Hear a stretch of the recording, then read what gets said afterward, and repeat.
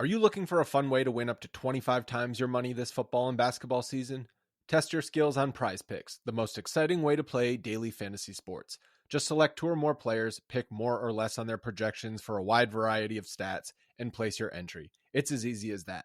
If you have the skills, you can turn $10 into $250 with just a few taps. Easy gameplay, quick withdrawals, and injury insurance on your picks are what makes Prize Picks the #1 daily fantasy sports app. Ready to test your skills? Join the Prize Picks community of more than 7 million players who have already signed up. Right now, Prize Picks will match your first deposit up to $100. Just visit prizepicks.com/bluewire and use code BLUEWIRE. That's code BLUEWIRE at prizepicks.com/bluewire for a first deposit match of up to $100. Prize Picks, daily fantasy sports made easy. Today's episode is brought to you by Cars.com. With over 2 million vehicles and 50,000 more added every day, Cars.com will match you with the perfect car for you, your budget, your life, your style. And if you're ready to say goodbye to your current car, Cars.com will get you an instant offer to cash it in. Just start by entering your license plate and get matched with a local dealer who will write you the check. So whether you're looking to buy or sell, just go to Cars.com. It's magical. Hi guys, welcome to a midday episode of Mavs Party. I was having kind of a slow day at work, and I just wanted to hang out with some people and actually talk basketball instead of do the things I need to do for a living. For those of you who are only kind of casually paying attention, EuroBasket might start today, but the Slovenian team doesn't play until tomorrow, and then they play a lot of basketball in a row. It looks like mid-November for Luka, where they start September 1st versus Lithuania, September 3rd versus Hungary, September 4th versus Bosnia, September 6th versus Germany, where they can hopefully get their revenge, and September 7th versus France. So these games, I don't think they're on ESPN Plus, though that would be nice if that was the case. But there is a streaming service called Courtside 1891. I will post the link. It's Courtside, then the numbers 891.basketball. And it is kind of a stream. It's a streaming service. It's actually like a good streaming service. So if you want to watch this, it's basically going to be basketball all day long. And you can watch it's like pretty reasonably priced, I think, and is worth your time. And then Brandon and Coops just noted that ESPN posted that they will be sharing this on their streaming service, which is delightful. Slim Reaper asks, when is the first game? It is tomorrow morning at about 10 o'clock Central Time. And they just play. Then all these games are actually at really nice times if you want to avoid work, which is kind of my goal, particularly right before Labor Day weekend. So there's an opportunity to really watch some exciting basketball. It's I was talking with my man Matei. Wonder if he's hopped in here. We did a show. I posted on Tuesday where he kind of walked me through how they got here and what to expect. And one of the things that he emphasized, and I think is worth talking about again, is just the crowds in these games are unlike anything we get in the United States. It's just that simple. The closest you get is special games. A few playoff games reach this kind of fervor. There's just a lot less sideshow stuff in these games, and it's gonna be fun. I plan to have the game on. I'm gonna have to, I work from home. I'm gonna see if I can commandeer the downstairs from my wife. Holden says, "What would happen if people snuck flares into an NBA game?" I mean, it's really worth something. But yeah, I just wanted to hang out here and talk to you guys, see if there's any questions, any topics to discuss. I mean, this is really going to pull us through right up until training camp, because if Slovenia advances, and they have a pretty tough group. If Slovenia advances and plays all the way through, it goes right up until September 21st, and then I think Mavs Media Day is the Yes, it's Monday the 26th, which means training camp would start on Tuesday the 27th. So that's sort of what's going on. Bobby notes that Luka did not give an F about that Germany game. So I love this because they needed to win that game because it was a World Cup qualifier game. Now their hands are sort of, because of the way FIBA rules work, NBA players in particular can only play a certain number of games and be with their national teams, certain number of days per year, I think it is. And it's one of these deals where because of COVID and trying to squeeze in qualifier stuff and get back to the schedule that these guys have mapped out for years, they jammed a lot of stuff in. And I think World Cup qualifiers might happen kind of at this schedule anyways, where it's not always possible for teams to have all their players. But the Slovenian team might be missing their top 6 guys the next time they play a qualifier, which is absolutely nuts. And it means that the group that they're in, I want to say they have to play Israel. Like there's Israel, Sweden. Who else is in their group? But losing that game was particularly bad. There is a chance that they don't make the top 3 teams advance. So there's still a chance for them, but it's very, very difficult for Slovenia to advance the World Cup. So them losing that game was actually pretty bad. There were some Reddit and some other things we're talking about, just like it seemed like the team might have been having a little bit too good of a time the night before the game, and I think it was an earlier in the afternoon game. Coops notes that Slovenia is really lucky that Israel lost, because if Israel had won, Slovenia would have been in serious jeopardy of absolutely missing the entire World Cup, which is true. But it's funny. There was Kelly Kaplan put out into the universe a wonderful video of Goran Dragic talking about Dirk Nowitzki's retirement of his jersey, which is happening for FIBA. Matej talked about this, and I guess I don't really entirely understand this. I'm going to maybe need to get some European fans to come up here and talk about this. It seems to me that Dirk has got to be one of the most highly decorated and respected FIBA international competitors. Is that out of the realm? Would love for someone to tell me if I'm wrong there, because he's this FIBA ambassador. He seems to be having a great time being about town. And enjoying, just being kind of that ambassador position. He was also for the NBA Top 75, which is really fun. And I've really liked people seeing, the lighter side of Dirk. But Goran was talking about it during his media session, and he says, I've had many, many battles against him being Dirk Nowitzki. Unfortunately, most of those we lost.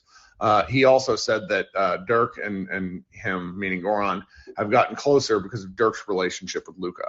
And that isn't going to send me over the edge into the abyss screaming, I promise. But yeah, trying to think if there's really anything else sort of Mavs related. If you've been on social media, you've been on Reddit or Twitter, we're kind of getting to the point to where people are ready for real basketball news, because the proposed trades and things that are out there. Lauren Gunn had one out that was like a 3-team complex one that I got a kick out of reading. There's just it's like people are really sort of losing patience with the dullness of the off season. So that's sort of where we are. My guy Jordan Brodess had a 5 games that he thinks we should all be circling on our calendar. If you want to talk about any calendar related stuff, would love to hear that. He's got the Orlando Magic game circled on his calendar. Home game versus the Phoenix Suns. Well, these are all home games. The return of Jalen Brunson on December 27th. The Washington Wizards visiting on 24th. It's a shame that Kristaps Porzingis and Latvia did not make the EuroBasket, because I would have loved to have seen evil KP Beard. He's just embraced the final form. He also looked fantastic, really, really fantastic playing overseas. And then February 13th against the Minnesota Timberwolves. So yeah, what's going on with you guys? Tell me, what are we thinking? Are there any Mavs items that we need to pay attention to? Because I'm sort of lost. I've been trying to, churn out some shows with friends of mine around the league, but it's even then it's, what do we really got to discuss? I saw Tim McMahon was he's over in Slovenia because he's starting to put together a book from from like basically about Luka Doncic and then the Mavericks and like the what it's like taking on a superstar and trying to build a contender, which is interesting for me. Yeah. Does anyone know if Timmy is fully healthy? That's a good question, Grayson. I have to assume yes, because there wasn't enough talk at the end of the season that he had like an outside chance of coming back. But with feet stuff, they're really, really careful about it. Blood flow is difficult with feet. If any of you out there have had foot problems, you'll know what I'm talking about because it's just a bear in terms of recovery. And so I think they're probably pretty worried about that. Ethan points out that if the Mavs made the finals, Tim said he might have come back. And then Holden asks in the chat, when are you going to travel to Slovenia like those Nuggets fans who went to Serbia? See that? So Adam Mares of DNVR, the All Cities Network, did like a 7-day trip to Serbia where they're doing like a documentary on Jokic, but they didn't actually get to talk to Jokic. They got to talk to his agent and spend a lot of time around the city. I think he was on 2 different Serbian morning shows. They were in the newspaper. Like, it was a very interesting thing. Tim Cato went to Slovenia a couple of years ago, just sort of man about town type stuff. That's one of his more interesting stories that, isn't, directly basketball focused. That's up on The Athletic that I liked. And, I'm going to be interested to see what Tim McMahon writes because, I don't know if I've ever read anything from Tim longer than a couple hundred words.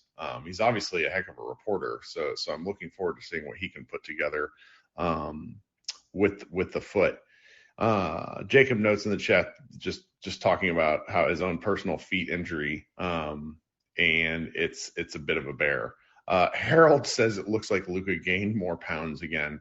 I think and Harold, that goes back to the theory you and I've talked about a while, where it's just like whenever that man like drinks some carbs, and you guys get my drift, if he has any beers, he just has bloat. Tony Romo had this problem too. Like Romo did not look like a professional athlete a lot of the time. It's pretty good. Dalton notes that Dalton Trigg of DallasBasketball.com, hanging out in the chat, notes that he has a piece up on Dallas Basketball this morning showing Timmy actually playing basketball and that he looks good. Yeah, Tim is probably like he's an Instagram athlete before Instagram. Like he's such like a handsome guy and a fluid athlete. He probably makes really, really fantastic, really, really fantastic like videos and. Imagine if he had Willie Cauley-Stein's videographer. God, do you remember that shit, guys? We were dealing with that at this point last year, where there's like Willie Cauley-Stein doing spin moves and taking 3-point jumpers. And it was funny. There was a German newspaper that said, the night before the Germany Slovenia World Cup game, Luka was kind of off to the side during the revelry, playing cards and drinking a Coke. To which half the chat is laughing about how at least he replaced the beer with a Coke. And, I'd be curious, like, which one is actually worse for you? I do think it's worth noting that because they're going to be playing so much basketball the next several days, Luka's going to come into camp so much better shape. It's just that now whether he's in the shape you want him to be in, it's a different story. It's kind of a speed, everybody has their own personal standards for Luka that we want him to meet. But, now that we kind of have it on record that Luka was well north of 260 at camp last year, he's probably going to be coming into camp somewhere in the high 230s to low 240s. And that's where he should play. I mean, he is a bigger, stronger guy. And that's just going to be the nature of how he plays. And if he's in good shape, then the Mavericks are going to get off to a good start. There's just no other.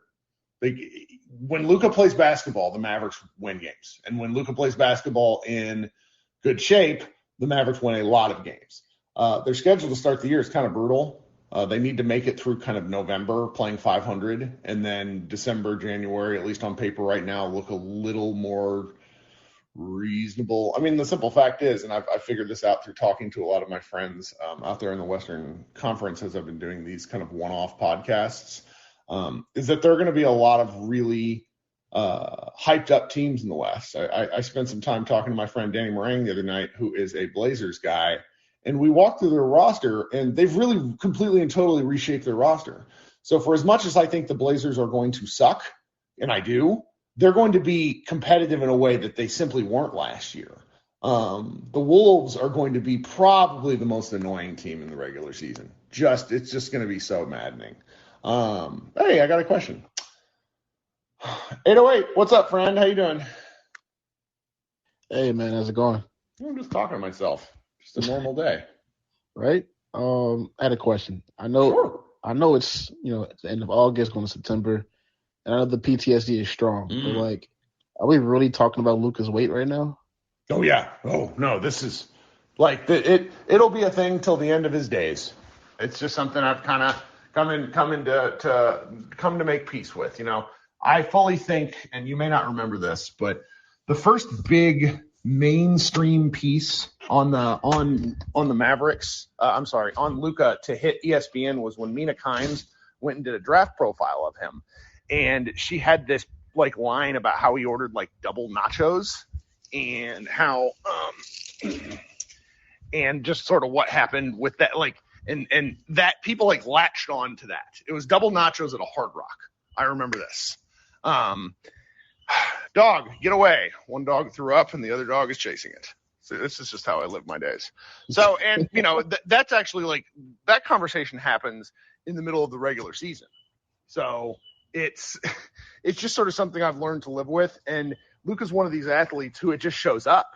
I mean, his body type looks different depending on what he did the day before. I still remember a game in Memphis, tail end of the season before last, where Luka played the whole game hungover, red-faced. Does anyone else remember this one? It was a game in Memphis, and then I get notifications from people the next day that the Mavs had shut down a bar the night before. So, it's just part of the deal. Yeah, I actually vaguely remember that story because I thought, is he okay? Is he healthy? Why does his face look like he's just shocked the entire game? Hawks fans gave it a name. It's pink face Luka. And they say it's because he gets mad, which is also true. But I think it has more to do with kind of his physical, his physical place. Someone in the comments said it was meat sweats. Sure. Meat sweats is a real thing too. Those of us who are bigger gentlemen like you and myself, meat sweats is real out here in the heat. Listen, man, if I'm eating ribs, I'm sweating. I'm sorry. Right. No, it's that's part of the process is sweating. Just happens. We're just not professional basketball players. So, no, not very far from it. But I can't wait for the season to come on, man, because the dog days of summer are just lasting too long. And if I see one more goddamn trade scenario, hashtag credentialed, let me stop. Well, but that's why we got this shit tomorrow that starts, and it's just going to be games. I mean, check out the EuroLeague schedule. It feels like the NCAA tournament, doesn't it? The opening days of the tournament. I am, except the basketball will be good. No offense to our college basketball fans out there. Yeah, all the NIT fans. Yes, that's right. Yeah, man, I don't have anything else to say. That's pretty much it. Thank you for having me on, bro. I know. I'm happy to have you up. Talk soon. Right. All right, coming up next then, my man Harold. Hey, Harold, what's up? Hey, Kirk, how are you? I'm okay. Out here, it's actually a very nice day here in North Texas. I mean, relative to August.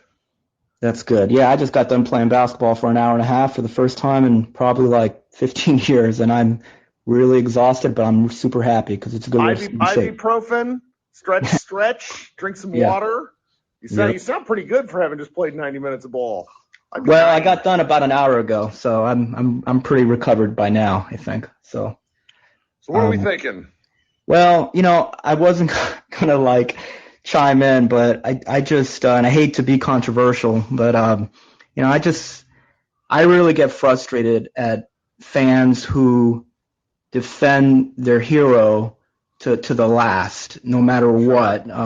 He can, put on 20 pounds, 30 pounds. When he came in last year and he was 260, people were like, what are you talking about? The guy's putting up 27, 8 and 7 or whatever. I mean, what do you expect from this guy? He's only 22 years old. He's unbelievable. Look at his numbers.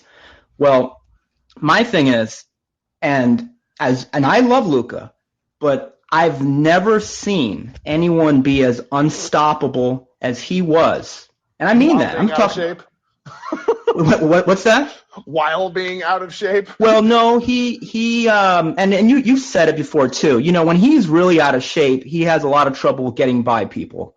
He does. He has more trouble, at least, getting by people. He still gets by people, and he's still an all-star. And we still love Luka. But you've said it before too about him in the bubble and him at the start of that same season when he was 20 to 21, right then and there. He was unbelievable. The only thing was that his three-pointers weren't going down quite as well. But we expected that to come with time, and now he's compensated for being a little slower by hitting his three-pointers at a higher rate. But why can't we have both, Why can't we have an in-shape Luka who can slash like he did against the Clippers? We saw, Paul George and Kawhi and all those guys were helpless against him. Why can't we have that guy while still shooting the three-pointers the way he is now because he's developed? I want, and I'm telling you, I've said it to my family that year. I'm like, if this guy can develop a three-pointer, he can be the greatest basketball player ever. And I get frustrated with people who are like, he's unbelievable. Yeah, I know he's unbelievable at 250. He really is. But why can't he get to 230? And that's the thing, I'm just kind of responding to the last gentleman. We gotta like expect more maturity out of him. He acts very immature. Sorry, that was me dumping water out. The challenging part is figuring. Some of this has to do with like this. It's both age and it's also COVID in the schedule. And so it's like, I think by the time 2024 rolls around, we kind of as a fan base, Mavs fans, so not Slovenian fans. Those Slovenian fans are probably the ones who pointed this out to me. Luka's going to have played basketball for the better part of like 4.5 straight years because he doesn't really get a break next year. They go straight to, particularly if they make World Cup stuff. And then after that, it's 2024 Olympics. So it's like there's just going to be basketball for these guys. And so, he seems to have – he's been honest about it because he talked to Callie Kaplan last, February. We were just talking about how he knows he has to eat better. And I think the rest of this stuff comes with time. I know it's probably not coming at the rate that we want, but he looked so good by the end of last year, and he really's looked good in these games. And I'm not, putting a limit on him seems impossible. So we really have a lot to look forward to. Yeah, it's very exciting. I keep hoping if he can just get, for me, I think if he just loses 10 pounds, I really believe nothing can stop us, and we won't have to be talking about the Mavericks settling for 50 wins. I really believe. Settling. Yeah. I really believe that. I'm telling you. And what I'm concerned, because the last game I saw him, it is like, you're right, it's like a daily thing with him. One game, he could look like, dude, I think he lost like 3 pounds. The next game he comes in, I think he just gained 3 pounds. It's really weird. I have this problem. I went to Vegas a couple weeks ago with some friends and came back and I looked in the mirror and I'm like, I was there for 2 days. Yeah. What? I look completely different. What happened? Yeah, man, and some people are just more susceptible to that. I ain't gonna get into all diet and stuff, but there is this thing about inflammation, and some people it's more than others. And hey, the guy is built different. You've seen how thick his legs are. He looks like no other. His legs are powerful. Legs. Yeah, he's built different. There's no doubt of that. Probably like. There's LeBron, obviously, but like in terms of just like pound for pound strength, there's like him, James Harden, who doesn't get enough credit for it because he's James Harden, LeBron, probably Kawhi, and Giannis. And it's like that's sort of the extent of these super powerful guys. Because it's just like what Luka does with his like stop, start, slow down, and then the ability to sort of hold guys at bay off the hip. I mean, it's almost underrated at this point because he just does it so casually. Yeah. Well, I mean, I'll sound crazy, but if Luke is in shape, I'm thinking upper 50s wins, possibly 60 if he's in shape. And for me, he's not in shape right now. Right now, the way he is, we'll win like 52, 53 games again. But, you know, I know a lot of people are not thinking that, but well, thanks for hanging out, Harold. My pleasure. Take care. Talk soon. All right, we got anybody else hanging out? Hey, it's my guy. Algis, how you doing? Hello, Kirk. Can you hear me? I can hear you. Thanks for joining us. Okay, thank you for having me. Hello to everybody. My first time on your Spotify live. Usually it's middle of the night. You can't join. Yeah. So it's nice to have a EuroBasket Spotify live in hours that we can actually participate. That's right, and I may have to do them if because all these daytime games. I mean, it's great. Super great. Yeah, but if I know correctly, the games for you will be what, in the morning or? Like kind of morning to lunchtime is what the early ones look like. During the lunch pause, you will have to watch EuroBasket and Luka. I'm okay with this. It's probably there are worse things to do during lunchtime than this. Well, as I wrote in the chat, I'm trying to get a hold of Luka's shape during the whole summer, because now when he plays for the national team, it's really the only opportunity that I can see him live. And in June, when they played Serbia, if you remember, Croatia in the World Cup qualifiers at the end of June, which was 2 weeks after the Western Conference Finals. Right. He really looked in great shape in basketball attire, you know. Yes. The whole summer when he's in street clothes, in civilian clothes, so to say, he looks very, very slim, even live. But in basketball attire now, I saw him this week when they played against Estonia. He looks like he looked, I don't know, at the end of the last NBA season. So I don't know if this is in shape Luka or not in shape Luka, but I think that the skinny Luka narrative in the beginning of the next NBA season will have to rely on Slovenia's success at the EuroBasket. If Slovenia is successful at the EuroBasket, then I think everybody will talk about skinny Luka. But just judging by his looks, I'm not so sure that in October he will be very skinny. Well, while I have you, and you're a biased source, and that's okay. Mm-hmm. Tell me how you feel about the Slovenian team right now. In the hours before all this kicks off, are you feeling good about their chances? Are you concerned about the volume of play they have in group stuff? Yes, it's mixed. Before the last game, World Cup qualifying game against Germany, I was more optimistic. I'm not less optimistic now because of the result, because you can always lose to Germany in a basketball game, especially Slovenia, because we don't have a very good track record against them. Yes, we beat them at the Olympics, but they were a different team then.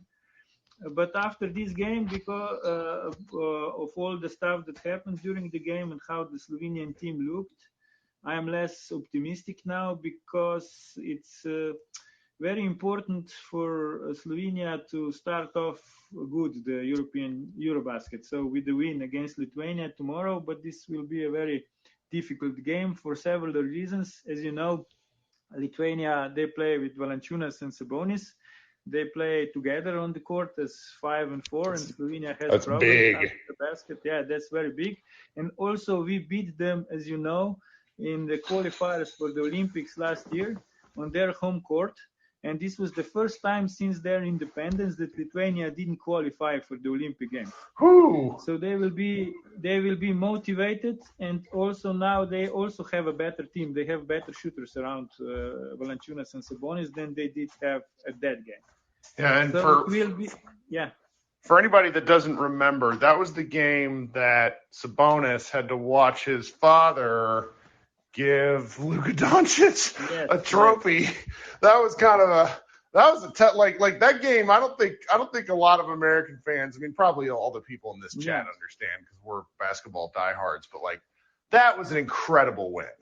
It was like if the Mavs would make it to the finals last season and they would beat Boston in Game 7 at Boston, when everything will be ready for a Boston Celtics party and then the Mavs would win. This was how it looked like last year in Lithuania. So they will be highly motivated, and it's the first game of the tournament, and so on and so on. So I'm not so optimistic now that I was maybe a week ago, but we'll see tomorrow. As far as we can see from the media coverage, the atmosphere in the team is good, and they are very relaxed and so on. But we'll see tomorrow on the court, because this is now, as you know very well, a very different Slovenia team than it was last year at the Olympics, because Goran Dragic returned, and we were all happy that he returned, and it looked for a long period of time that this is a very good thing that he returned. But now, when the EuroBasket is approaching, some cracks have happened in this fairy tale picture. Well, I think there's something to be said for getting punched in the mouth at the right time. Obviously you don't want to lose a World Cup qualifier. But if we're talking about the basketball that's in the immediate future, losing you lose round, like you get a wake-up call right before group play, particularly against a great team. We all know this, those of us that are here. Luka Doncic doesn't tend to have two bad games in a row. Yes. And my understanding is that I only watched about half the game. My understanding is he got a little too chatty with the refs, and then everything just kind of went bad. And I just don't expect him to do that again. For as much as we complain about NBA reffing, FIBA reffing is woo. There is like there's no consistency. And so I don't know. I have no reason to base this off of because I don't know enough about the Slovenian team other than the fact that I like the American guy who got a Slovenian passport. Mike Tobey. I love Mike Tobey because he played at the college near me when I used to live in Virginia. But they just seem like they're gonna be a lot of fun to root for because they're I think that what was it? There was that FIBA World Ranking that had them like number 1 a couple weeks ago. Like that felt. Luka's obviously the best player, but I felt a little premature. Yes, of course. Now they are at 2. The last rankings before the championship, the FIBA published today. I think they are at number 2. Serbia is number 1. And Serbia actually is upgraded 4 places. They were at 5. Can you imagine at the last power ranking? So now they're at 1. Yes, this is funny. I don't know how they do this, but they're now at 1 and Slovenia is at 2. But it's interesting, because Mike Tobey, he's a great guy. We call him Miha. He got a Slovenian name, so we call him Miha. But even Mike Tobey, the game against Germany, the coach said to him during the timeout that he should finish the alley-oops, the lobs that Luka throws to him. And then Mike said, yes, I try. If I have the legs, I can finish. If I don't have the legs, I cannot finish. So, it's just funny because and up until now, it was all, like I said, the fairy tale. Luka throws the ball somewhere near the basket and Toby throws it down. So we'll see. Yes, I agree with you. It's no time to panic. And actually, just one more thought about the game against Germany. Up until now, it was always like Luka kept Slovenia afloat in the first quarter, and then Goran Dragic came into the game with the second unit, and they managed to change the tempo, and to extend the lead of Slovenia. And now in this game against Germany, Goran Dragic had a really bad game. And he didn't have a good game the whole game. So this changed the whole perplexion, I think. So it will be interesting to see tomorrow will they start Dragic with Doncic, or they will use this same formula, Dragic coming off the bench? This will be interesting to see. Well, I appreciate your time. Thanks so much for hanging out with us today. No problem. Thanks for having me, and go Luka, go Mavs, and of course go Slovenia. Bye. All right, we'll talk soon.